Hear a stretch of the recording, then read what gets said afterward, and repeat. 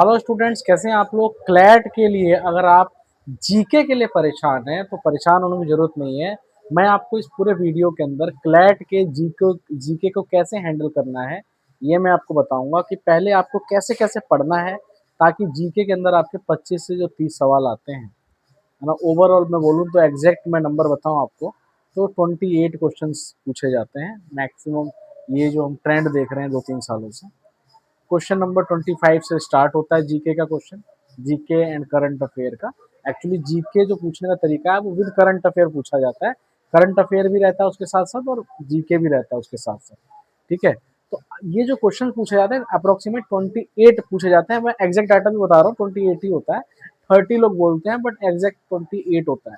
ठीक है, वो अप्रोक्सीमेट 30 बोलते हैं बट एग्जैक्ट 28 होता है। क्वेश्चन नंबर 25 से स्टार्ट होता है एंड 52 से, है ना, 52 पे खत्म हो जाता है। ठीक है, 1 से लेके 24 तक इंग्लिश के क्वेश्चन रहते हैं, 1 से लेके 24 तक इंग्लिश के क्वेश्चन रहते हैं। 24 से लेके 25 से लेके, सॉरी 25 से लेके 52 तक रहेगा जीके प्लस करंट अफेयर। ठीक है, अब इसमें क्या होता है कि जीके जो पूछने का तरीका होता है ना, मैं आपको बता रहा हूँ कि कैसे आपको जीके को हैंडल करना है।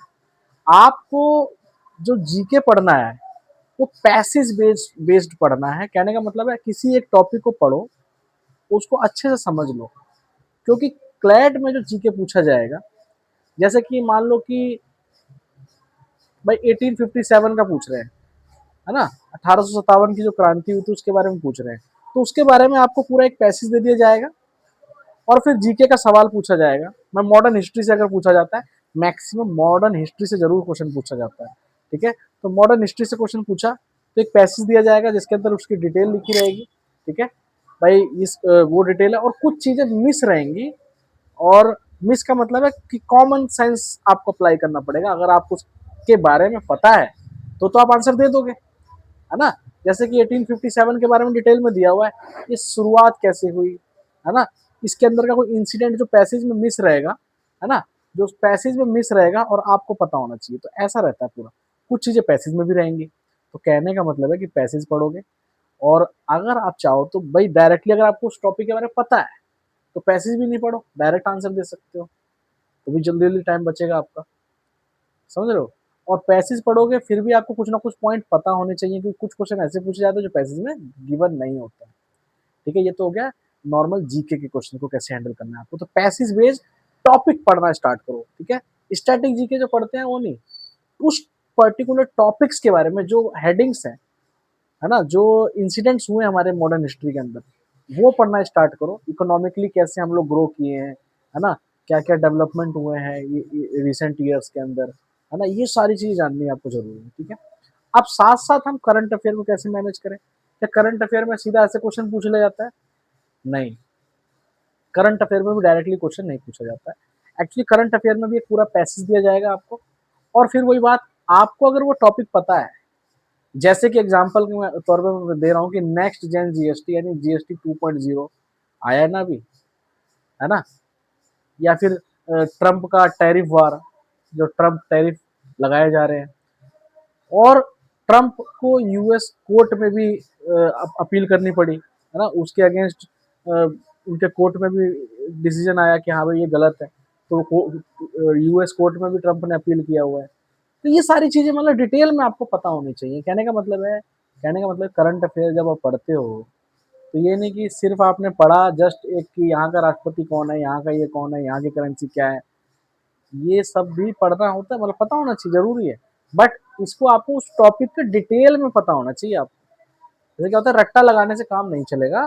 कहने का मतलब है कि उस टॉपिक के बारे में आपको पता होना चाहिए। ठीक है, लास्ट ईयर भी ऐसे क्वेश्चन पूछे गए थे, समझ रहे हो आप। तो कहने का मतलब जब चाइना में कोई मीटिंग हुई है वर्ल्ड लेवल की, वहां पे क्या क्या फैसले हुए, हो सकता है पैसेज में ना गिवन हो, उस फैसले के बारे में आपको थोड़ा पता होना चाहिए। कौन कौन शामिल हुआ, कौन कौन नहीं हुआ, किसने क्या बात की, ये सारा आपको पता होना चाहिए। तो कहने का मतलब है कि जब भी आप कोई चीज़ पढ़ते हैं क्लैट के लिए, तो आपको डिटेल में पढ़ना पड़ेगा। नॉर्मल एग्जाम में क्या होता है कि स्टैटिक ये के पूछा जाता है कि भाई सीधा यहाँ की करेंसी क्या है, यहाँ की राजधानी क्या है, यहाँ का प्रधानमंत्री कौन है, यहाँ का राष्ट्रपति कौन है। बट क्लैट के एग्जाम में ऐसा नहीं होता है। ठीक है, तो ओवरऑल मैंने आपको बताया कि भाई करंट अफेयर प्लस जीके मिला करके, दोनों मिला करके एक साथ पूछे जाते हैं, है ना? एक साथ पूछे जाते हैं, यानी करंट अफेयर को भी जीके बना दिया जाता है, कुल मिलाकर वो जीके ही हो जाता है एक तरह से, ठीक है? बट बट जो आपका मॉडर्न हिस्ट्री हो गया, कॉन्स्टिट्यूशन हो गया, ठीक है? इसमें भी आपको टॉपिक वाइज अच्छे से पढ़ना पड़ेगा, ठीक है? टॉपिक वाइज अगर आप अच्छे से पढ़ लोगे, ठीक है, तो आप अच्छे से क्लैट के अंदर 28 मार्क्स, तो ये आपका 28 मार्क्स में से 20 मार्क्स तो एटलीस्ट ले ही आओगे, ठीक है? उसके बाद आपके पास लीगल रीजनिंग है, इंग्लिश है, ठीक है, लॉजिकल रीजनिंग है, क्वांट है, क्वांटिटेटिव एप्टीट्यूड है।